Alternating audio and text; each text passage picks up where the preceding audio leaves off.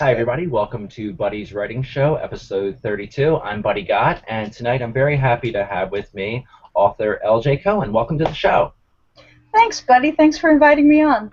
Oh, it's my pleasure to have you on. I was looking through your website and looking through all your books on Amazon, and you've got a lot of fascinating stuff on your site, and your books look great. And let me just tell people right from the beginning. I love this what you have on your site. It says that you're a poet, a novelist, a blogger, a local food enthusiast, a Doctor Who fan, and a relentless optimist. I love that. Yeah, that's pretty much describes me. I do change it up every once in a while. The other day I had it written that I was a denizen of Night Vale because I've gotten into the Night Vale podcast. Oh, okay, cool. And I gotta bring this up right now because it's staring me in the face on your wall there. Doctor Who.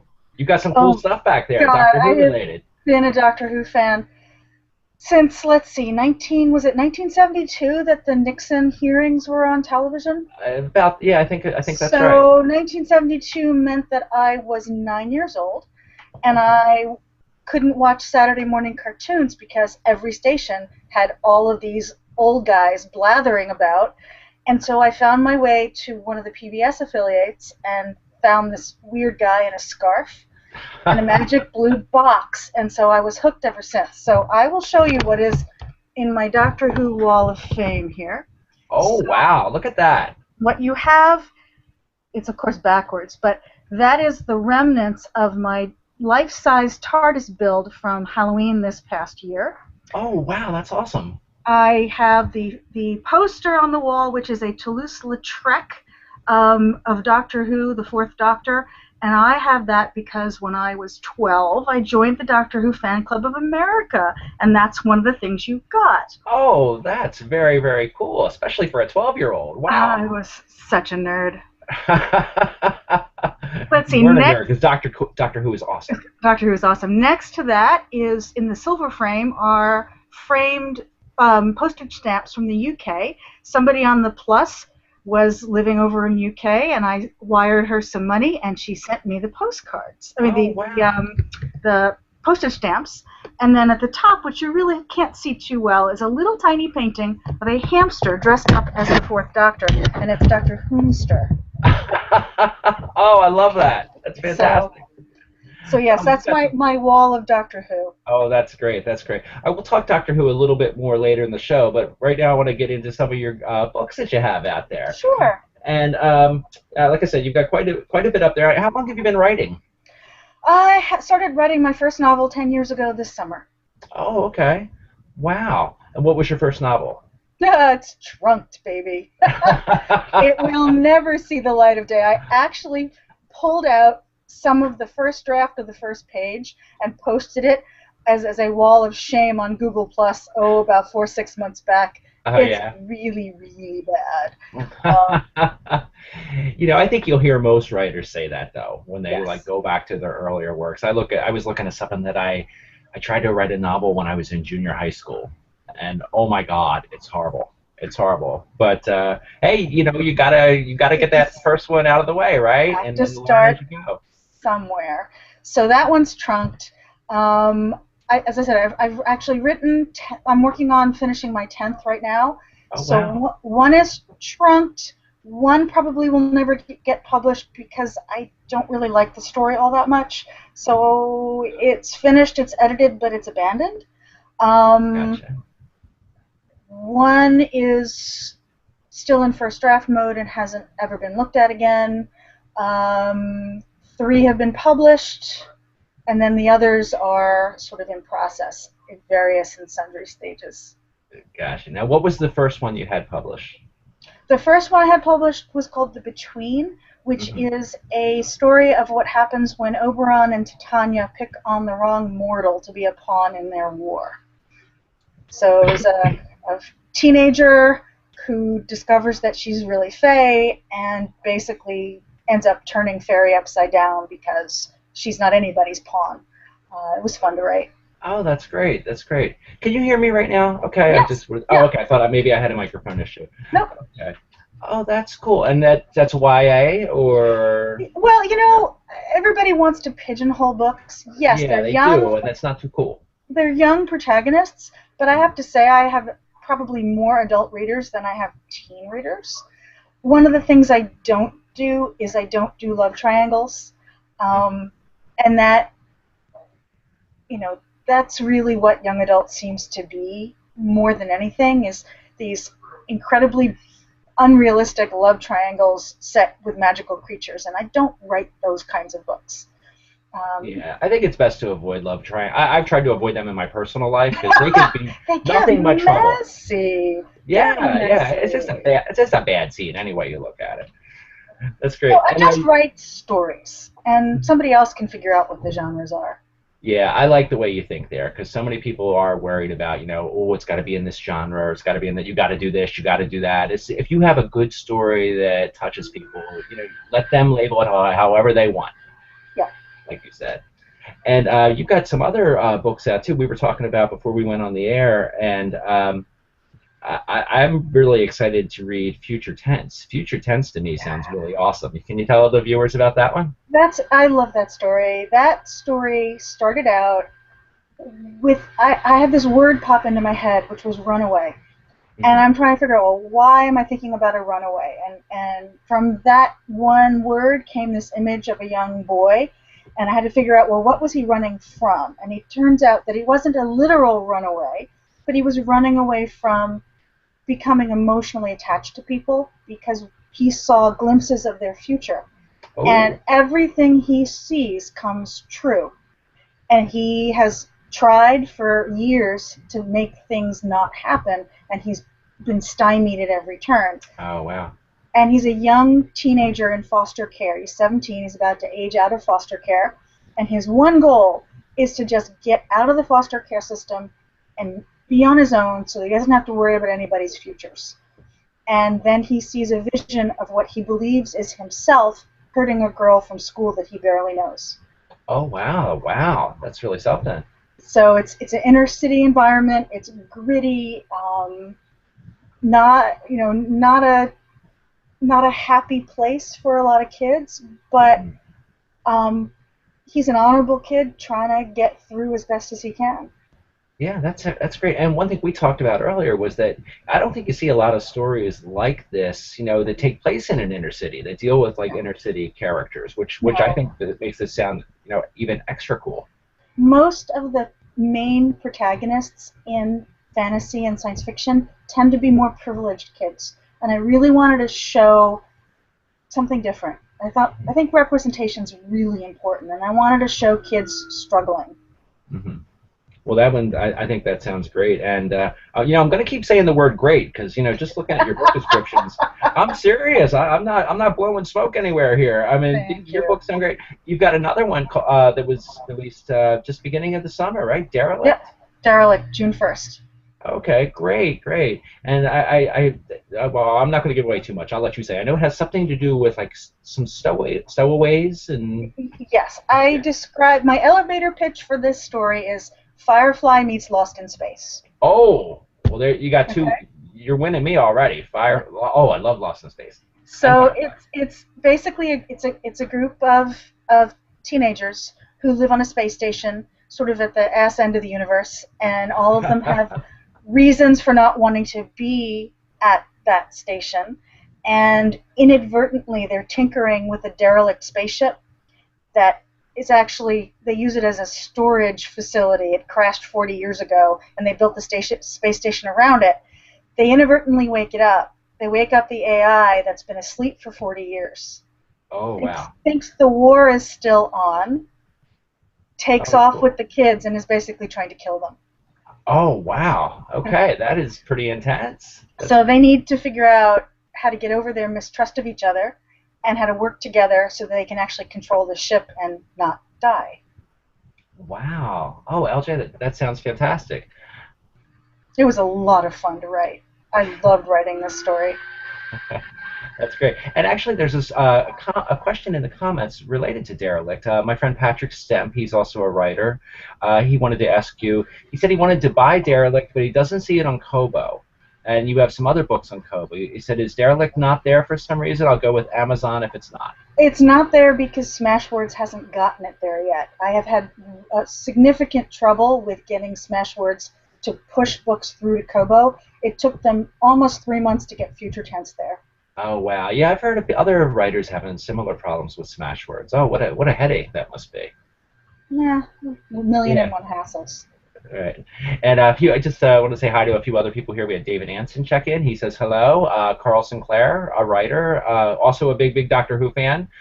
Patrick Stamp, I want to thank you all for, and everyone else who's watching live. Thank you so much. We appreciate that. Absolutely. Thank you, guys. Yeah, thank you. And, you know, we mentioned that you do sci-fi and fantasy. Now, you also, I know, do poetry. You've been doing poetry for quite some time, correct? Long time. That was my first writing love.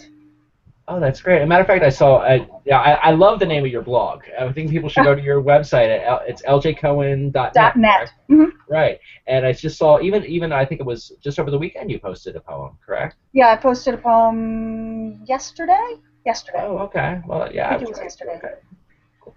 That's awesome. And then you have some, is there some poetry that people can get to, like I know you have some work in anthologies, correct? I actually have a poetry collection that's an accidental collection, and the reason an accidental collection. Accidental collection. I did not actually mean to publish this. What happened was I put together a small chapbook of about 30-40 pages as a holiday gift for friends and family through Lulu Press, like 5 years ago. Oh, okay. And I signed up for Lulu with an email address that I hardly ever check anymore, an old AOL address. Mm-hmm. Well, at some point, Lulu changed their terms of service, and you had to opt out, and if you didn't opt out, they would send the electronic file to iTunes and Barnes & Noble. So I never got the email. I never opted out. All of a sudden, I'm starting to get royalties on my PayPal account, $3.50, $6.20. Like every couple of months, I get enough to buy a couple of lattes at Starbucks. Apparently, people are buying this poetry collection. I had no idea it was even for sale, which is pretty funny. Well, look, I'm going to help you get more lattes and stuff. What's the name of that collection? It is called, oh lordy, it's called Chop Wood, Carry Water. Oh, I like that. But most of my poetry I post on my blog just for people to read it. Right. You can't make a living in poetry. It's just no, it's tough, but it is great to, like, you know, put stuff up. I know my fiance, she puts stuff up on her website too. Yeah. It's great to, you know, well, first of all, it's a great thrill to write it, and then, you know, to just put it up there to share with people. I think that's fantastic. I'm actually participating in this really fun thing that happens every August, which started out a group of poets collected people's snail mail addresses, and if you signed up, you got 31 addresses, and you committed to writing a first draft poem on a postcard once a day for the month of August and send them out. And wow. You get 31 cards, and you send 31 cards. So that's what I've been in the middle of every August. So that's what I've been doing, is composing these very short poems, and then at the end of the month, I'll post them all on my blog. Oh, that's great. That's great. And as a reminder, it's at ljcohen.net. Yep, LJ Cohen. I'll have the link down here on the YouTube page too for people to check it out. And you know, speaking of other kinds of things that you've written, we talked earlier too about well, excuse me, sorry about that. You had a project you did, Penultimate. Yep, Penultimate. Can we talk about that one? Sure. So about 4 or 5 years ago, I took part in a science fiction and fantasy writing workshop here in the Boston area that was run by Jeff Carver and Craig Shaw. Jeff Carver and Craig Shaw Gardner, who are both very well-known names in sci-fi and fantasy world, and they're both local to Boston. And so they ran this 6-8 week, you know, couple hours once a week workshop, and I met these great writers through the workshop, and I did part 1 and then I did part 2 a year later. And every year we meet and have a reunion at Boscone and ReaderCon, which are 2 local Boston sci-fi fantasy cons. And one year I was sitting around the table with all of these great writers, and I'm like, damn, we should put a collection together. And I must have said it out loud instead of just in my head. And they all turned to me and they said, sure, you're going to do it? And I went, okay. So I sort of fell into putting together this anthology. Oh, And great. it was a lot of fun. It ended up with 12 stories. And we, instead of having people submit and the editors just going yay or nay, we Hmm. actually had a workshop model where we paired or made trios of writers and had them work on their stories with our editorial notes to make them stronger. So we honored the workshop model and did editorial, which was a lot of fun to do. Oh, yeah, I bet it was. That sounds like a lot of fun. And so, once we were done with, once we were committed to the project, but we decided it was much easier to just donate the proceeds to charity than to worry about splitting it up 12 ways and accounting, which I really didn't want to do. Right. Oh, So, yeah, that would be a headache. so all the proceeds have actually been donated to the Science Fiction Writers of America Medical Emergency Fund. Oh, that's Kind of wonderful. ironic since I'm not even a member of SIFWA, but there you have it. Seemed like a good cause. Yeah, that sounds like a very, very good cause. That's fantastic. Great. And another thing about short stories is I know that you just very recently put out a collection of 7 of your sci-fi and fantasy stories, correct? Yep, it's called Stranger Worlds Than These, Well, that's a good which, title. yeah, I actually need to write a story that goes with that title. None of the stories in the collection have that as a title, but it seemed to fit them all. Uh-huh. Uh, I like to write short stories. I find them extremely difficult to write. Hmm. As we were talking before the show, whenever I do bring a story to my crit people, their comments almost always say, "This was a great first chapter, but where's the rest of the novel?" Right. I find it really hard to be beginning, middle, end, have a whole narrative arc in, you know, It's 4,000 tough. words or Yeah. so. It's really hard. But I did put together, I do have 7 stories that I like out of the dozens that I've written, and so I put them together for a little collection. And mainly I did it because I wanted to give a thank you gift for people who sign up for my newsletter. So that's, pretty much the perk. Give me your email address, I give you 7 stories. But I also threw it out to Amazon and whatever. Oh, that's great. And I assume that people can sign up for your newsletter on your website? Yuppers, on my website and on my blog. Okay, great, great. I was looking at well, we had talked about some of the things that you've been involved with over the years, and you've had some pretty fascinating experiences, LJ. You were telling me about you've had some different international students living with you and your Yep. husband here and there. Yeah, yeah. We have opened our home to the world. We took in a young lady from Central Asia, Really? from Kyrgyzstan, which is a country that most people have never even heard of. It borders China, and it's below Mongolia and Kazakhstan. It's a Okay. former so Kyrgyzstan, you said? Kyrgyzstan. Yep, Okay. Kyrgyzstan, Kyrgyzstan. Oh, wow.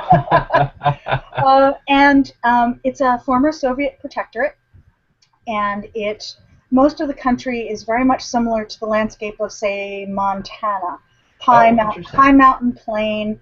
There are glaciers there that don't ever melt. 12 months a year you can get snow. So this young lady was studying for a graduate degree at a local college, and I got this email forwarded to me that she had a scholarship and she could get over here, but she needed a place to live. Hmm. And we thought, okay, let's try it. So we made the commitment, and she moved in with us. And from the day she moved in, she became pretty much like the daughter I never had. Oh, wow, that's great. She was the big sister to my 2 sons, and totally has become family. We then got to travel to Kyrgyzstan and spent 3 weeks traveling the country with her to go to her wedding. Oh, wow, wow. Now, had you ever been over in that part of the world at all? Oh This was all no, brand new to you? very few Westerners saw places that we went to see. Oh, So wow. the only Westerners, there's no tourist infrastructure in Kyrgyzstan practically. So most of the Westerners that are there are either military, missionaries, or NGOs, people working for NGOs. And people were fascinated by this sort of white family. Like, what are you doing here? They would always ask us through the people who spoke the language, our translators, why are you here? And finally, we just had to say, we're here for a wedding. And that they understood. Right. Oh wow, that's great. Yeah, you told me about you had slept in a yurt on a In a mountain. yurt, yes. Yeah. Oh Yeah. wow. So a yurt is a tent made out of felt, and it's a large round dome tent made out of felt and held. The inside is a wood frame, and then it's lined with these beautiful felted carpets called sherdaks. Oh, okay, interesting. Because primarily what they have in Kyrgyzstan are sheep, and when you have a lot of sheep, you have a lot of felt. Right. Yeah, I would think so. So it Wow, was. that sounds like it was just wonderful. It was Whole amazing. thing. It was August when we were there, and we were sleeping. It was at like 10,000 feet, and it was so cold. There was frost on the ground when we woke up, and we were essentially wearing every item of clothing we had. It was quite an experience. I bet. I bet. And I'm sure it was quite an experience, for her being there with you too. Yeah. Probably a big adjustment. Because you said you're in Massachusetts, is that Yeah, right? we live right outside of Boston. Oh, okay. Wow. Yeah, she had never been in the States before. Her English was impeccable in terms of formal English, but at the time our kids were, I don't know, 11 and 13, so there's a lot of colloquial expressions that get back and forth. Everybody in our family are kind of geeks, and so we have this sort of shorthand, Princess Bride references, Oh, Field of nice. Dream references, and she would sit there at the table. It was like watching someone watch a tennis match. And she would just sort of go from one person to the other, and you could see this glazed look in her eyes. Now, I have an important question here. Were you able to turn her into a Doctor Who fan? No, it was the repartee was too fast in the British accent. She Right. never quite got it. But we did make her a Boston Red Sox fan. Oh, well, there you go. That was very cool. That is very, very cool. And I did want to, I want to bring up Doctor Who again. Now, we got the new season starting. Are you excited about that? I am very excited. I love Peter Capaldi. He was in my probably top 3 favorite movies of all time, which is a little sleeper movie called Local Hero. He was Do you in know that Local movie? Hero? Yeah, I didn't know he was in that. Driver. He was the driver. Get out of town. I did not know The that. one who rescues the rabbit. Wow. Oh, my That's God. Peter Capaldi. Well, I haven't seen that since, that must have been, what, early 80s release, right? Early Early mid-80s? I Yeah. remember, was it Burt Lancaster was in that? Yes. Yep. Peter Riegert, I knew from Peter Animal Riegert. House was Yep. in there. Yep. I did not know. Oh, wow. There's a reason to watch that movie again. Fantastic. And it is one of my all-time favorite movies. I recently rewatched it to show it to my kids. It holds up. It really holds up. It's Wow. still Yeah, a I would great think movie. it would. Yeah, that was a great movie. Wow. Well, just out of curiosity, what are the other movies you said that were favorites of yours that he was in?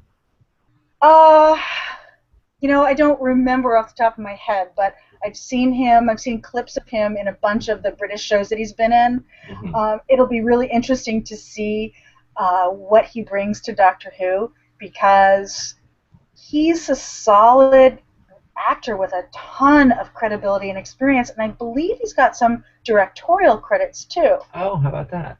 And I've already read some things where he's told Stephen Moffat under no uncertain terms that he will not do certain things and he wants to do other things. Uh-huh. And that makes me happy. Yeah, well, one thing I had heard was that, I guess he doesn't want there to be like a romantic thing Right. between him and... No flirting. The Clara character, yeah. Yeah, which is probably a smart move, because there's quite a big age difference there. And as somebody who's watched old Who for a very long time, there's something, I don't know, anti-canon for me about the Doctor in a romantic relationship with his companions. Mm-hmm. Yeah, my friend, Carl Sinclair, who I know is watching the show live right now, I know he feels the same as you do. And matter of fact, we may be doing a show later tonight about Doctor Who. If that's the case, anyone who's watching live, I'll tweet about it, I'll Facebook about it. Not sure if Yeah, we're doing that or not. I'm probably opening myself up for tons of hate, but I'm not a big Stephen Moffat fan. I've heard many people say that. And I think, there's a lot of things that you can talk about that are problematic in terms of how he deals with female characters and, different sexualities and agency. From a writing perspective, he shoehorns a billion red herrings in every story, and then one thing gets pulled out into the end, and I get the sense that he's saying, look how clever I am. I connected the dots. But if you throw enough paint at the wall, you're going to end up connecting the dots. That's true. So, it's kind of like watching a kid with ADHD come up with a script. So that's kind of my issue with most of Moffat's writing. So. Gotcha. Well, from the Doctors, since it came back in like 2005, 2006, do you have a favorite so far? I love David Tennant. I really do. Yeah, Tennant was pretty awesome. I think most people go with him. I like Matt Smith a lot too. I know a lot of people don't, but I enjoyed liked Matt his Smith. Energy. I really liked his energy. I think he was hampered by some of the script material that he was given. But if I look back, my favorite episodes are episodes that Tennant was in, which were The Waters of Mars. Oh yeah, very good one. And Family of Blood. It was 2 episodes, Family of Blood, and what was the one that goes with it? The name escapes me right now.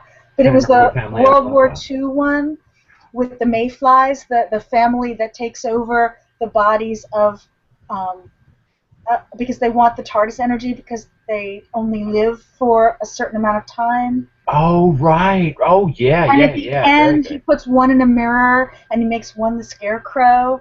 Oh, yeah, that was very good. Wonderful. Yeah. Boy, I'm so excited to talk Doctor Who with you. Matter of fact, Xavier Granville, he's a regular viewer of the show, and he's a writer himself. He's got a book out soon called Dinosaur Noir. Check that out, folks. Ooh. But he just tuned in. He's like, I spy with my little eye something that is TARDIS. Xavier, you're going to have to go and watch the beginning of the show because we have LJ showed us like some awesome Doctor Who stuff. So I even have, I don't know if I'll be able to show this. This is my pencil holder, which is a TARDIS. It's a square mug that I made in ceramics many years ago. But it's hard to drink out of a square mug, so I use it as my pencil holder. Well, there you go. You're making very good use of it. and it's actually bigger on the inside than it looks. Oh, and here comes my husband with my cookie jar. I have the TARDIS cookie jar too, because my kids know that I am an absolute ridiculous fangirl, so they bought this for me one year for my birthday. Wow, you can fit a lot of cookies in that sucker there, I bet. Yeah, there's usually more on the inside than on the outside. It works pretty well. That's great. Well, LJ, I think we're about at the half-hour mark here, so thank you so much for coming on the show. I had a blast talking with you. My pleasure. Well, thanks again. And I really encourage people to go to LJ's site, ljcohen.net. Check out her blog there. You can learn more about her books that we've already talked about. And, of course, you can find her works available on Amazon and other fine online retailers for books. Great. Thank you so much. This was a pleasure. Oh, thank you. A pleasure for me also. And everyone who's watched live, thank you very much. And people are going to watch it later, thank you so much. You can, if you're new to the show, please consider subscribing to my channel. Like I said, this is episode 32. I do a new episode every week, and I have a lot of fun doing it. So, again, LJ, thank you so much, and I hope you have a fantastic week. Thanks, buddy, and good luck with your writing as well. I know you have a release coming out, you said in the fall? Yeah, hopefully late September. So I thank you very much for that. I appreciate it. Sure. All right, take care. Everyone have a great day or night, depending on when you see this. We'll see you soon. Bye. Bye-bye.